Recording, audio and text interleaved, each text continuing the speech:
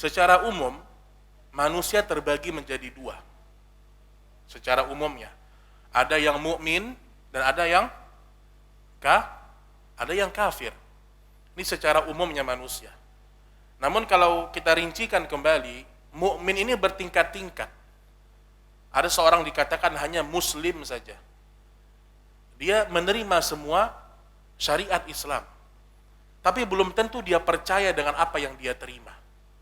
Ada orang dia sholat, dia mungkin juga membayar zakat, tetapi dia sholat cuma sekedar sholat. Dia berpuasa cuma sekedar puasa. Ini orang Islam namanya, muslim secara umum. Kalau dia kembali meningkatkan iman dia belajar ilmu agama, maka naik pada jenjang yang kedua yaitu seorang mukmin. Bedanya apa mukmin ini Bapak Ibu? Kalau mukmin ini ketika dia sholat dia benar-benar yakin. Kalau saya sholat, saya akan mendapatkan pahala di akhirat. Kalau saya meninggalkan sholat, saya akan mendapatkan dosa di akhirat. Ini mukmin namanya. Dia percaya dengan semua janji Allah dan dia percaya dengan semua ancaman-ancaman Allah Subhanahu wa taala. Itu mukmin tuh. Jadi kalau ada orang sedekah, dia masih ragu nih. Sedekah saya diganti Allah atau tidak ya? Nah, ini kalau keraguan seperti ini masih muslim dia berarti namanya. Dia berani bersedekah tapi tidak ada keyakinan Allah mengganti sedekah dia. Misal seorang mukmin ketika dia sakit, apa kata Nabi Shallallahu Alaihi Wasallam? La ba'sa tahurun insyaallah.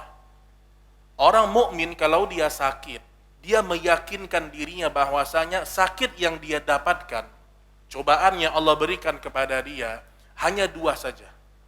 Pertama, untuk mengangkat derajat di sisi Allah Subhanahu wa taala, dan yang kedua untuk mengampunkan dosa-dosanya. Mengampunkan dosa-dosanya. Nah, ini Bapak Ibu yang dimuliakan Allah Subhanahu wa taala. Nah, itu bedanya mukmin dengan kafir. Mukmin dengan kafir.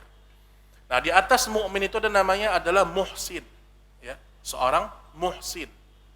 Seorang yang kalau dia beribadah kepada Allah, dia memanjatkan doanya kepada Allah, dia yakin seyakin-yakinnya Allah melihat dia. Ini tingkatan yang paling tinggi Bapak Ibu sekalian. Dia punya sifat muraqabatullah. Dia selalu merasa diawasi oleh Allah Subhanahu wa taala. Selalu kata para ulama kita, jangan kita pernah merasa sendirian. Kita nggak pernah sendirian. Kalau kita merasa kita itu pernah sendirian, disitulah kita bisa berbuat maksiat kepada Allah. Kita dalam kamar kita dengan gadget kita, dengan HP kita nggak pernah sendirian. Ada malaikat yang mencatat semua perbuatan dosa kita, dan ada malaikat yang mencatat semua perbuatan baik kita. Dan Allah mengawasi seluruh hamba-hambanya.